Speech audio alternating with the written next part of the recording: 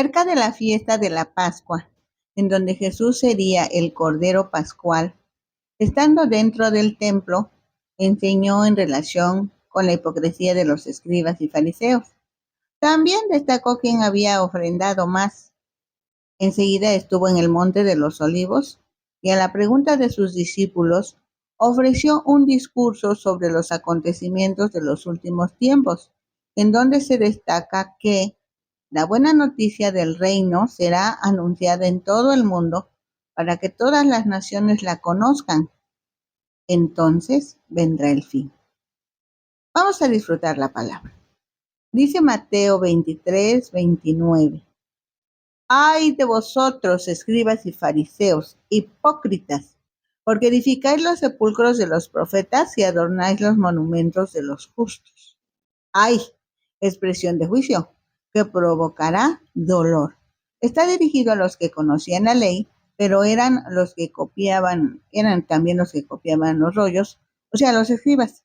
Pero también está dirigido a los que observaban estrictamente la ley de Moisés y hacían énfasis en las tradiciones orales, o sea, los fariseos. A escribas y fariseos Jesús les llama hipócritas. Los hipócritas son personas que fingen ser lo que no son, esto es, son falsos y engañadores. En esta oportunidad, Jesús les aclara que al construir y adornar tumbas y monumentos de profetas y justos, los fariseos pretendían parecer piadosos y honorables a los ojos de las personas, pero Jesús les señala que sus acciones son inútiles y vacías.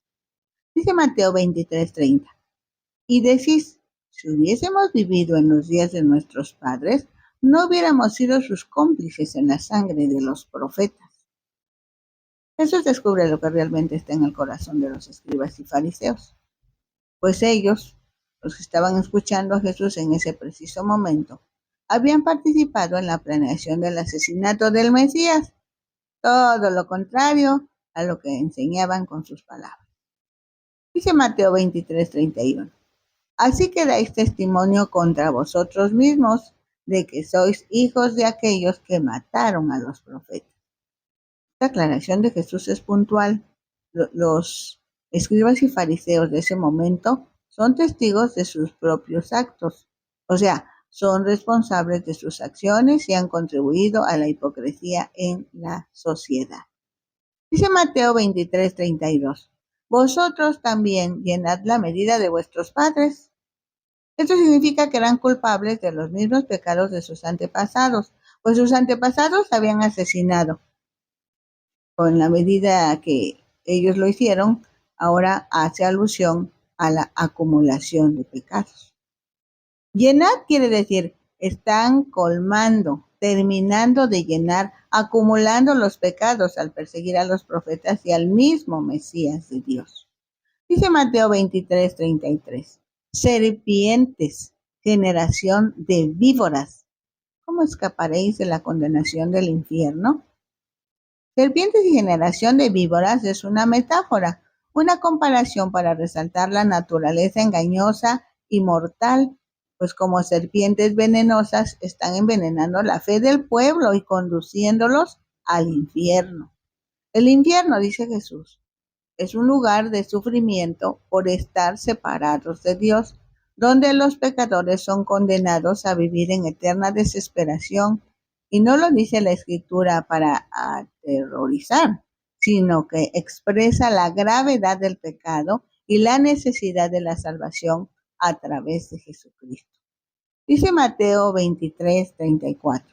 Por tanto, he aquí yo os envío profetas y sabios y escribas. Y de ellos a unos mataréis y crucificaréis, y a otros azotaréis en vuestras sinagogas, y perseguiréis de ciudad en ciudad, para que venga sobre vosotros toda la sangre justa que se ha derramado sobre la tierra, desde la sangre de Abel el justo hasta la sangre de Zacarías, hijo de Berequías, a quien matasteis entre el templo y el altar. Jesús le está hablando a las personas que lo escuchaban en ese momento y se refiere a toda una generación, pero también deja saber que en todos los tiempos las personas que tengan decisiones y conductas como las que se describen en el pasaje serán objeto de las mismas consecuencias, porque Dios no cambia de opinión. Es santo, jamás aceptará el pecado. Por otro lado, los que sirven a Dios en espíritu y en verdad deben saber que enfrentarán la resistencia y la maldad de las personas en las que prevalezca esta forma de pensar y de ser. Enfrentarán la acusación, la difamación, la persecución y en ciertos casos la misma muerte por predicar el Evangelio de Jesucristo. Dice Mateo 23:36. De cierto os digo que todo esto vendrá sobre esta generación. Esta generación es la generación a quienes les estaba hablando Jesús en ese momento. Pero si eso le sucedió a esa generación y como Dios no ha cambiado, tengamos cuidado porque si actuamos de la misma manera o parecida, el juicio será igualmente para los que lo hagan. Vamos a Marcos 12. El versículo 41 dice, estando Jesús sentado delante del arca de la ofrenda, miraba cómo el pueblo echaba dinero en el arca y muchos ricos echaban mucho. Jesús no deja de enseñar. En este relato está en el templo, cerca del lugar en donde se depositan las ofrendas, y observa la conducta de los oferentes. El pueblo en general depositaba dinero en el arca. Claro que los ricos echaban mucho dinero, pues los ricos solo tienen dinero. Marcos 12:42 dice, y vino una viuda pobre y echó 2 blancas, o sea, un cuadrante. Esta mujer tiene 2 calificativos. Viuda, pobre. Posiblemente la mujer no se dio cuenta de que Jesús estaba mirando cuánto aportaba. Estas monedas quizás sean el equivalente a los centavos en México, o sea, la moneda de menor valor. Dice Marcos 12:43. Entonces llamando a sus discípulos les dijo, de cierto os digo que esta viuda pobre echó más que todos los que han echado en el arca, porque todos han echado de lo que les sobra, pero esta de su pobreza echó todo lo que tenía, todo su sustento.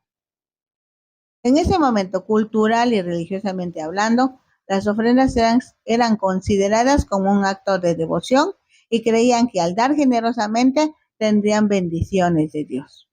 Jesús corrige esta percepción al redefinir lo que significa dar y lo que realmente agrada a Dios. Dios mira la intención de cada persona que ofrenda. No mide las ofrendas por su cantidad, sino por el sacrificio que representan.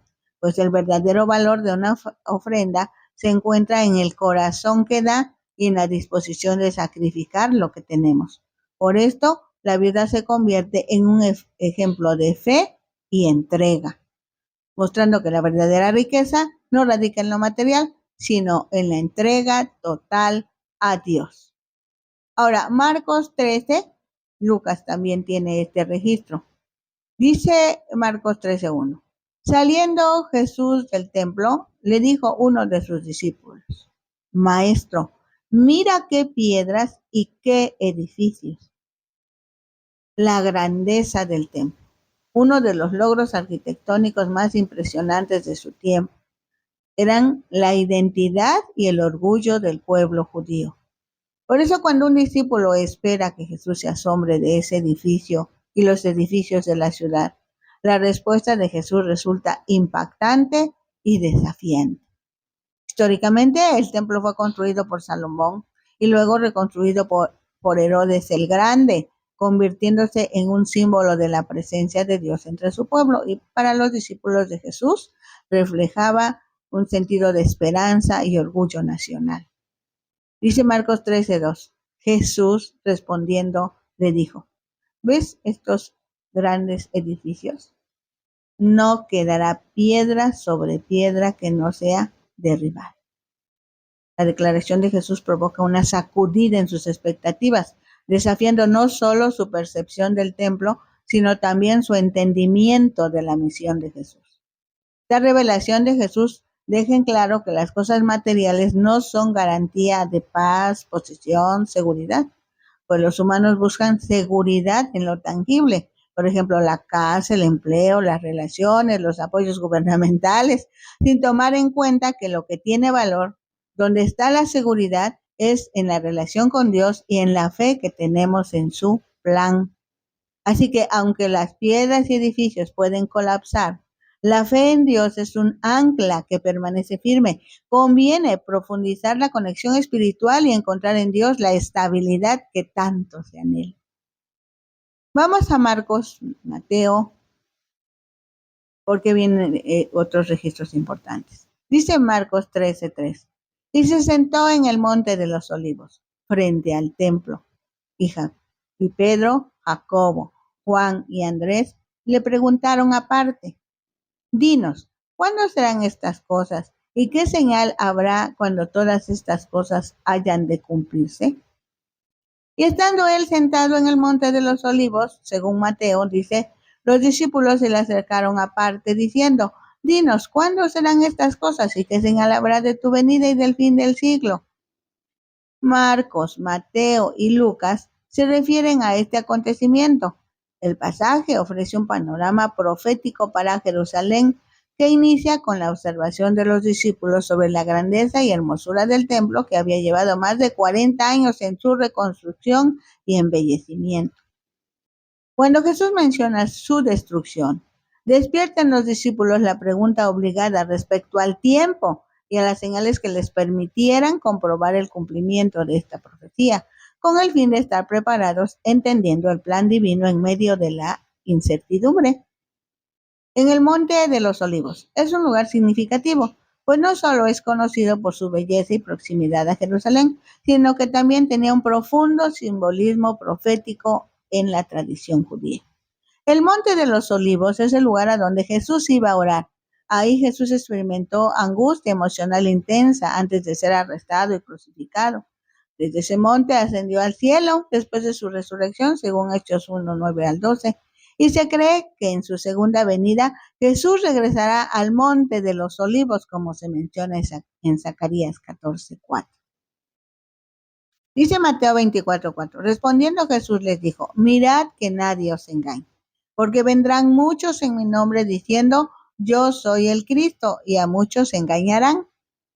Aquí Jesús advierte en cuanto al engaño, pues estos eventos solo son señales de los tiempos finales. De ahí la importancia de discernir la verdad en un mundo lleno de falsedades, sin olvidar que el tiempo Cronos, tiempo en que viven los seres humanos, es diferente al tiempo Kairos, el tiempo en que Dios se mueve. Dice Mateo 24:6, y oiréis de guerras y rumores de guerras. Mirad que no os turbéis, porque es necesario que todo esto acontezca, pero aún no es el fin. Como buen profeta, Jesús menciona que los discípulos oirán sobre guerras y rumores de guerras. Eso quiere decir que sería una noticia constante entre la sociedad mundial, en tanto que Jesús no regrese a la tierra. Al hacer un recorrido histórico desde que Jesús estuvo en la tierra hasta hoy, efectivamente, las guerras han sido una noticia constante en el quehacer de la humanidad. No se turben por eso. Es un consejo directo de Jesús a sus seguidores, animándolos a no dejarse llevar por el miedo o la ansiedad ante los conflictos y disturbios del mundo. Es necesario que todo esto acontezca. Confirma la idea de que los sucesos adversos son parte del plan divino, pues Dios es soberano y a pesar de la violencia y el sufrimiento, hay un propósito en cada evento. Aún no es el fin. Indica que aunque habrá dificultades y caos, el verdadero final está aún por llegar, reconociendo que aunque los tiempos sean difíciles, Dios tiene el control, lo que ayuda a fortalecer la fe. Dice Mateo 24:7, porque se levantará nación contra nación y reino contra reino, y habrá pestes y hambres y terremotos en diferentes lugares. Levantarse contra se refiere a tensiones políticas que provocan los conflictos bélicos. Al referirse a nación y reino, da a entender que habrán conflictos globales, donde no solo las naciones individualmente hablando se enfrentan entre sí, sino que habrá movimientos que las llevarán a sufrir divisiones y revueltas internas. Jesús menciona 3 tipos de calamidades: pestes, hambre y terremotos. Peste Es una enfermedad infectocontagiosa que afecta tanto a animales como a humanos, causada por una bacteria, las más antiguas, agresivas y potencialmente letales. Es provocada por condiciones insalubres muy generalizadas en lugares de conflicto bélico. De ahí que peste también se conozca como mal olor. Hambres se utiliza para describir situaciones de privación alimentaria o falta de alimentos.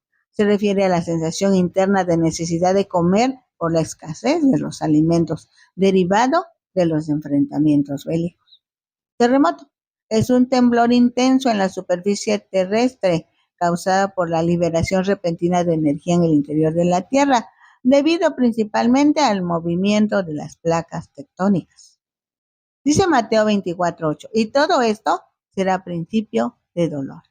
Esto se refiere a lo que menciona anteriormente en el capítulo, como engaños, conflictos que producen dolor. Ese dolor no es solamente físico, sino también sufrimientos, angustias espirituales y emocionales. Entonces, el regreso de Jesucristo será precedido por pruebas y tribulaciones que purificarán y prepararán a la humanidad para lo que está por venir. Dice Marcos 13:9, pero mirad por vosotros mismos, porque os entregarán a los concilios y en las sinagogas os azotarán, y delante de gobernadores y de reyes os llevarán por causa de mí para testimonio a ellos. Jesús está preparando a sus discípulos para que no sean sorprendidos cuando enfrenten situaciones no gratas por el nombre de su Maestro, por su fe. Por causa de mí, indica que la persecución no es algo personal de los gobernantes, sino que es parte de la resistencia que Jesús y sus seguidores estarían afrontando por su fe en Él. O sea, hasta hoy la vigilancia y la preparación espiritual para los creyentes en tiempos de tribulación se hace indispensable. Marcos lo dice así. Marcos 13:10. Y si es necesario que el Evangelio sea predicado antes a todas las naciones. La traducción en lenguaje actual lo expresa: antes de que llegue el fin del mundo, en todos los países de la tierra deberán anunciarse las buenas noticias del Rey. Mateo lo dice de esta manera en Mateo 24:14. Y será predicado este evangelio del reino en todo el mundo para testimonio a todas las naciones, y entonces vendrá el fin. En la Nueva Traducción Viviente se lee: y esta buena noticia del reino será anunciada en todo el mundo para que todas las naciones la conozcan. Entonces vendrá el fin. De donde concluimos que el Evangelio es la buena noticia. Esa buena noticia es que el reino de los cielos se ha acercado. Su representante es el Señor Jesucristo, quien cuando estuvo en la tierra tomó forma humana y también es Dios. Es Dios con nosotros. Vino a demostrar su amor para la humanidad.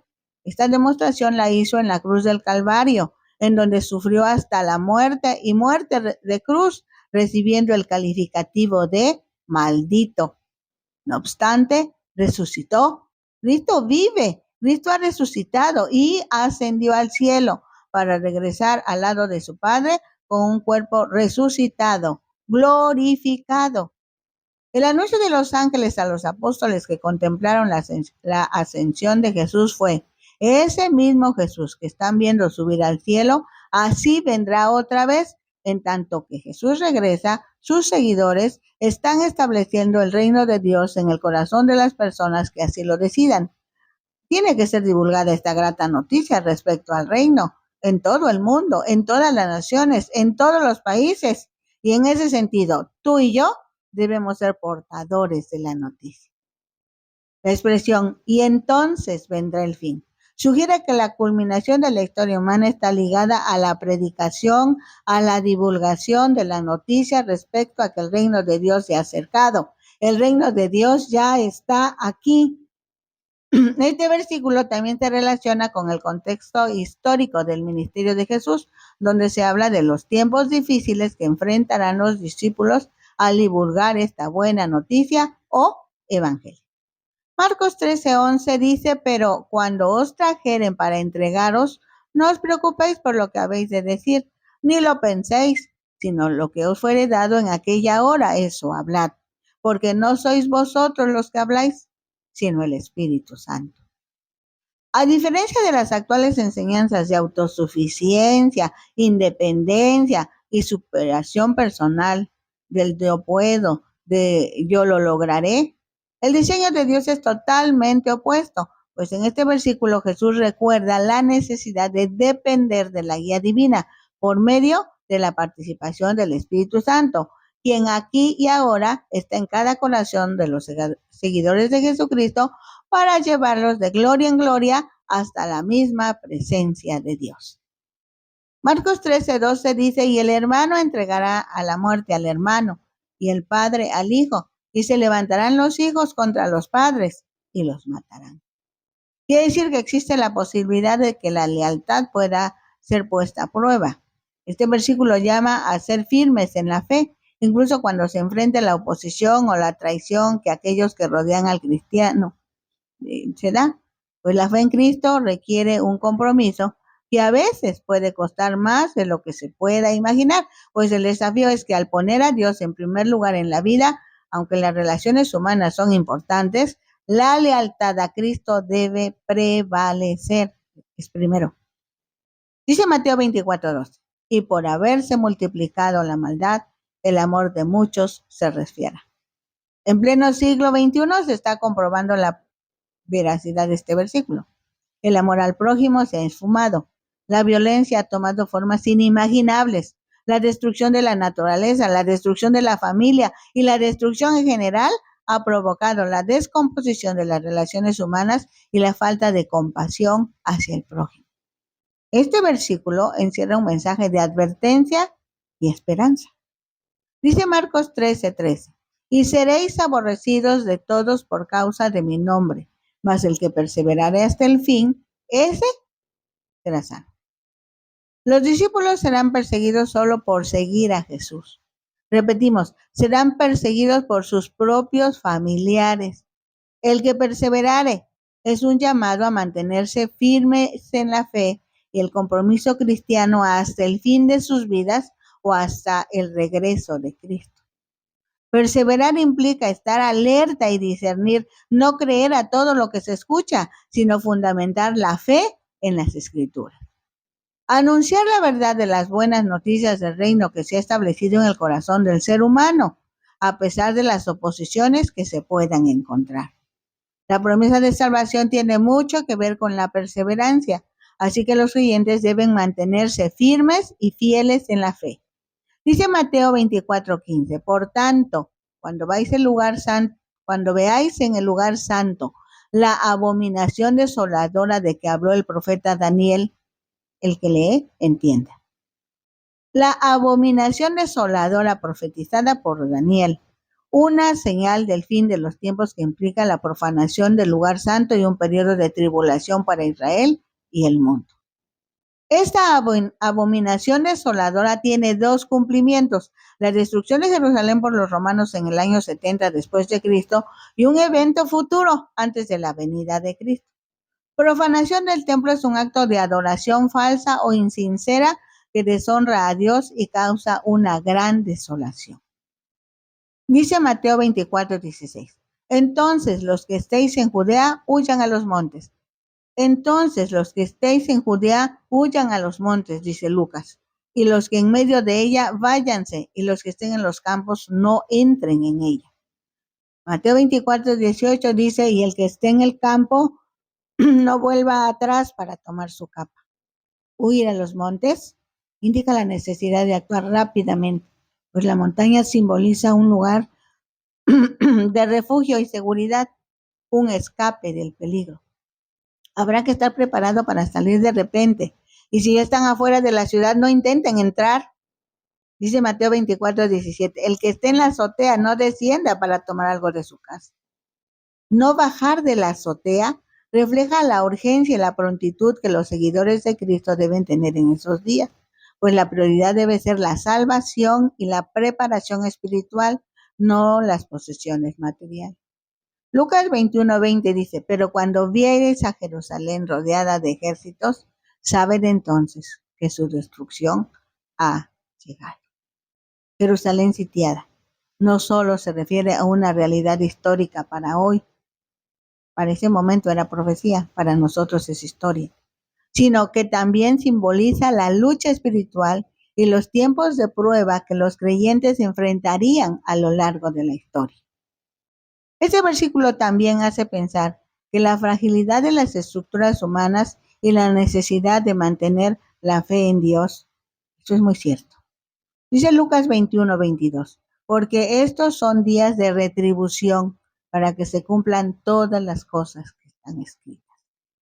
Retribución, recompensa, pago, anunciados desde el tiempo de los profetas, porque las acciones de los hombres en contra de Dios y de su pueblo llevará consecuencias que cumplirán según las escrituras. Esto es muy interesante. El reino ya está aquí. Aprovechemos ahora. Compartamos la palabra. Eso apurará a que el Señor venga. Bueno, búsquennos en Ventana Virtual Cristiana Radio. Estamos también en las redes, en YouTube, Facebook, Instagram, TikTok.